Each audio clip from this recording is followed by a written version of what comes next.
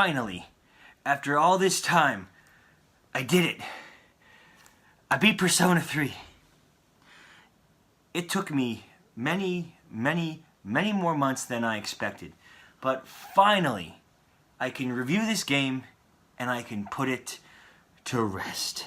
Now, I've talked before on this channel on how I've been very fond of the other games in the series that I've played, to name Persona 4 and then Persona 5 as well. And it's important to understand that Persona 3 by itself is not a bad game. In fact, I still think Persona 3 with a lot of its elements can still hold up to Persona 4 and maybe a bit to Persona 5. But it's important to understand that Persona 4 and 5 were able to build off of the precedent that Persona 3 made. So without 3, we wouldn't have 4 or 5. But that does not mean that the game is perfect, and it doesn't mean that I don't have some gripes about Persona 3 as a whole. So first, let's talk about the story, because the story, no matter what Persona game it is always the driving force. It's what makes us as the player want to play the game and see what either hilarious or completely horrifying thing will happen to our ragtag team next. Now, Persona 3 starts like every other Persona game. You are the new transfer student named Kirk. That's me! Now, during your first night in your new dorm at your new school, it is attacked. You don't know what is attacking at first, but you see earthquakes and the room is shaking. Everyone's like, oh, we gotta get out, we gotta get to the roof. So you and your new friend Yukari make a bolt to go up to the roof for safekeeping, while the other individuals are going to fight whatever this thing is. So when you get to the roof, you realize that there's this gigantic monster called the Shadow attacking the building that you're in. And it's pretty disturbing for the opening of a Persona game. It's dark and creepy, and as it moves around, it makes me uncomfortable. And Yukari is going to summon her Persona by fighting it. But in this game, you don't just summon your Persona by, hitting a card or taking off your mask. No. You summon your Persona in this game by shooting yourself in the fucking head. So what happens is that Yukari has this gun to her, and she gets really nervous and ends up dropping. And you just casually just put it to your head and fire. And then this Persona comes out, and it's like, whoa, what's that? It's this like gigantic thing. And it comes out, and then, he transforms, and he just rips this thing to shreds, and it's, again, a very dark scene for the opening of this video game. And of course, after the attack is over and you defeat the first monster, everyone realizes that you are the next Persona user and you can hold multiple and you're the important character, and pretty much the same speech that we've heard in the other Persona games. And what makes this intro so good is that how it sets the tone for the rest of the game and how it sets Persona 3 apart from the other games in the series. This game is dark. Very dark. One example being that one of your party members named Shinjiro, who is one of my personal favorites, he gets killed permanently through about the halfway point of the game. And I was not expecting that, because typically speaking, your party members are usually safe within Persona games. Now, it's not uncommon for RPGs like Final Fantasy 6 or 7, where that your characters have the potential of dying permanently, or, they'll die some stupid plot point, and then they never come back. But I honestly was not expecting that from Persona 3. And it's not just the playable characters that die too, it's other central characters throughout the plot. And it's, again, very tragic and sad. The overarching theme of Persona 3 is this feeling of death and dread, and this inevitable end of the world that you are trying so desperately to prevent. And to its credit, the game is not entirely doom and gloom. There are, of course, lighthearted, funny moments like there are in all the other Persona games, but this overarching fear, this inevitable demise, this end of the world that's coming, it starts to really weigh you down as a player, and even made me, during certain cutscenes, very uncomfortable with how the story was going. Persona 3 certainly does have a lot of twists and turns that go through it. Some predictable, some would take you completely by surprise. But I do need to say that, by itself, I do think the story stands out very well. Yes, we do have tragedy and we have death and loss, but there's also the feeling of hope and friendship and love that is shared through all the characters that really does set it apart from the other games in the series. So the story of Persona 3 is excellent. But let's talk about some of the bits that may have not aged as well as we'd like. The character design of most of the characters is pretty similar to Persona 4. Again, the two games came out in a very short time period, and both for the PlayStation 2, so it is understandable that they would kind of be a bit similar. But Persona 3 has this more like dark, hip-hop, punk kind of feel to it that I do think is still very aesthetically pleasing. And while the designs for the characters may be a bit simple in comparison to, say, Persona 5, they are still memorable. It is kind of nice to have simply designed characters that you can relate to and then will accompany you throughout this journey. Now, it is important to note too that I think the bosses have some really awesome designs. So instead of being like the shadows that would represent people in like Persona 4 and 5, Persona 3 has these just amalgamations that are just shadows representing each of the tarot cards, similar to how the social links also represent the tarot cards. And the designs are pretty sweet. One of my favorites was the electric one. There's like this one at this like power plant who's like sucking up all the electricity, and that was a really cool fight. There's also this one that's like a carousel, and there's like this little spinner wheel that comes up, and depending on where the spinner wheel lands, like you'll take damage, or they'll take damage, or you'll get their health back. And it was a very interesting way to really mix up, because you never knew what to expect with the boss fights. Now, the overall designs for all of them might not be as intricate, but there is enough to keep them fresh and to keep you guessing on what the next boss fight is going to be. Now, another thing to note about the playable characters in Persona 3, there's a lot. And there is a wide variety of characters that you can choose from. You start by going, your typical protagonist, the best friend, the girl, the quiet girl, the badass boy, the other badass boy, but then you start getting like, like the really little kid, and the dog, and the robot. I think it's so cool that Persona 3's party can still be so recognizable even so much later after Personas 4 and 5 have come out. Because, like, you get a dog, a little Shiba dog who has like a little knife in his mouth, and he's awesome. And let's not forget, Aegis, who is the robot character, who is a bit cold at first, but you do start to warm up to her, especially towards the end of the game. And so the character designs are still very good. The story is excellent. Now we're going to get into the stuff that really didn't age so well. The combat.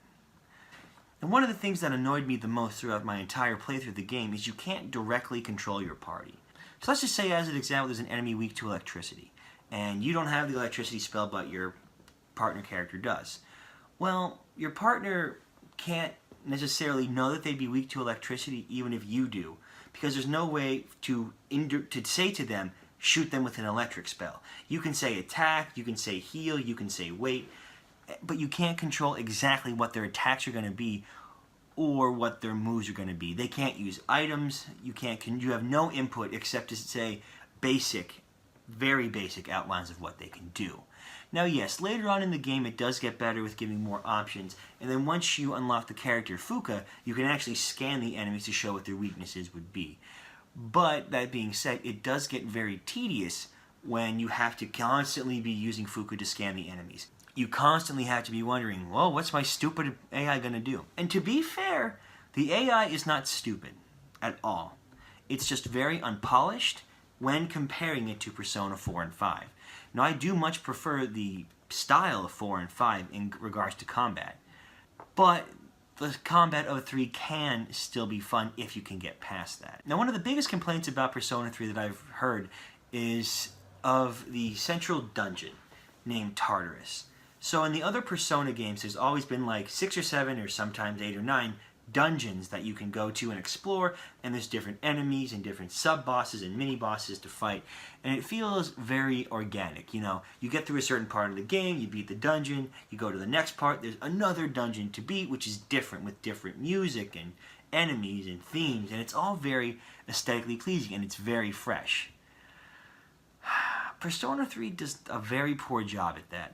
See, similar to Mementos from 5, the area called Tartarus is just one, 260 floor dungeon. Now, you can't go through all 260 floors at once. You have to gradually unlock more and more. But the basic dungeon layout is just there's a room, there's a staircase, sometimes a treasure chest, and then sometimes there'll be a little teleporter to take you back down to the bottom floor. And again, it's not inherently bad, but after playing the polished products of Persona 4 and 5, this tedious, boring, repetitive dungeon really brings down the combat, especially when the combat can be frustrating since you don't have direct input on what your allies can do. But because you'll be spending, 50 hours of the 60-hour campaign in Tartarus, it blends together and makes the experience really unappealing in long increments. Another thing that another thing that kind of bothered me a little bit about Persona 3 is that the social links are a little bit different. So, in the social links of Persona 3, if you cancel a date with someone, it'll become like locked. So then you have to waste more time to unlock it and then have them forgive you, and then you can continue. Which is not a bad idea in concept, but again, it kind of ruins the flow and fluidity of the other Persona games. Another thing I'd like to touch upon is that I don't think the girls in Persona 3 are really that good. The biggest issue with that is that if you decide to date multiple girls within the Persona 3 game, if you get caught being with one, it'll shut down, and then there's difficulties trying to get it to 10, because if you want to get that Persona level to 10, you have to have a romantic relationship with that character. You do not have a choice to reach that 10 rank, to unlock the ultimate Persona of whatever Arcana that you're currently working on. So me personally, the first girl that I went with was Yuko. Yuko kind of reminded me of Chie, and this was the first time in a Persona game on my first run that I went for a non-party character. And Yuko was cute. She had a very nice story, very strong-willed, very sweet. But it didn't really seem to fit that well because you don't interact with her as much as you do with the other girls that would be part of your party. So while playing through the game, I decided to open another social link so I can unlock more personas. And the one that I went with was Fuka. Fuka, I think, might be my best girl of the game except for Aigis, but I'll explain why I'm not big on Aigis in a minute. So Fuka is just this really sweet, blue-haired, socially awkward, but really cool, really smart girl. And she's just a sweetheart. All the scenes with her are just so incredibly warm and heartfelt. And I'm just like, you know what, if this was a realistic character, that would probably be the girl that I would go with. She's just such a sweetheart. How could you not like her? Now, a lot of people who've played Persona 3 before will always say that Aigis is the best girl. Now, Aigis is this robot that you find on an island who is essentially created to defeat shadows, and she's the last of her kind.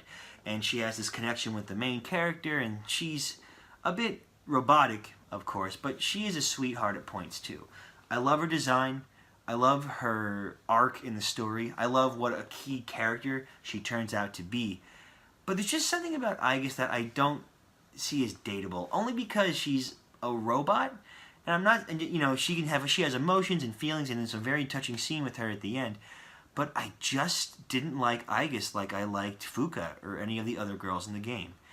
But see, the problem is I didn't want to experiment with the other girls in the game because I wanted to build up the relationship with one so I can see that story and get that arc and get that new persona.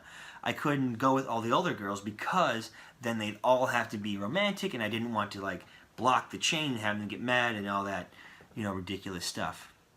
But the scenes that I did see for Persona 3, they are very sweet. And I do need to say that the social links in Persona 3, I think, are some of the best in the series. One of my personal favorites was this one character who is a boy who has a terminal disease, an unnamed terminal disease, and his arcana is the sun.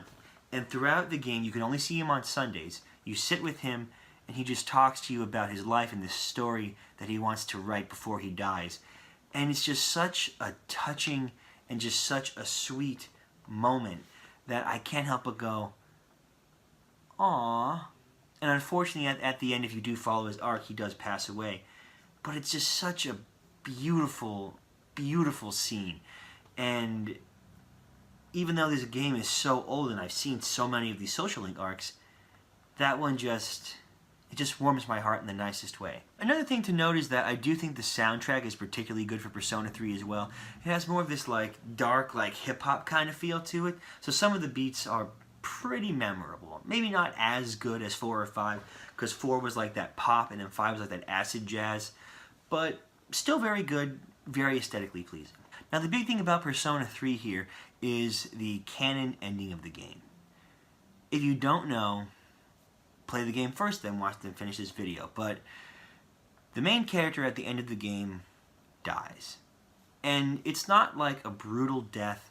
It's done in a way that is shocking and so incredibly touching to me that I kind of liked it in a way. You know, I don't like when protagonists die without reason, and what ends up happening is in order to stop the destruction of the world, you essentially sacrifice your soul as like this lock that will keep the entity away for eternity.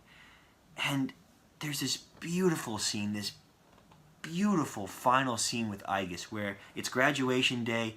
You know, your friends remember they have promised to meet with you on the top of the roof, and you're laying down and your head's in Aigis' lap, and she's just there's like stroking your head, and then she starts to cry, and there's this beautiful part where you like reach up and you wipe her tears away, and you tell her that everything's gonna be okay, and she tells you, you know, that she wants to stay by your side and that you've taught her the value of love and life, and it's just beautiful. And there's this thing at the end where it says, you know, you're very tired, you feel your energy leaving, and you close your eyes one last time. And then, you know, just as you close your eyes, you know, your friends see you and they see Aigis. And it's just this tragic, sweet ending to this game. And I knew that the character died from spoilers because the game's been out for so long, but I didn't know that the death was going to be so heartbreaking. It's very fitting for the dark tone of the story since a lot of characters do die throughout, and death is an overarching theme, not just through main characters but through social links as well. But it's just one of those endings that sticks with you. And that is a big credit to Persona 3. So overall, I think that Persona 3, there is genuine enjoyment to be found. There's a lot of things that didn't age well with the game. And if you want to have a very good story and you just want to watch, I would recommend to go out and either play the updated version on the PSP or to watch the anime series, which is fantastic. It's very similar in quality to the Persona 4 anime. It's just very good, very well done. It's a great watch. But if you are a die-hard fan and you've never played a Persona game before, I think 3 would be a great place to start. If you've played 4 or 5, it may not be the most appealing game to you, and you might be better off watching the anime. But even though it hasn't aged the best, there are still some very good things about this game that hold up to this day. So after the tragic death of Persona 3, it's important to note that there is an additional chapter that continues the story called The Answer. The Answer is a combat-heavy, 30-hour-plus campaign. I haven't played it yet. I figured it'd be better just to do that in like a quick little video, not to bog down this video too much, as this did take me quite some time. I am curious to see what it is. If I like it, hey, cool. If I don't, hey, that's cool too. Well, thank you guys so much for watching. I know I said I was going to get this out sooner, but it just took me a long time, longer than expected to get through it. But thank you guys so much for watching. This has been another episode of Kirk Talk, and I will see you guys in the next one.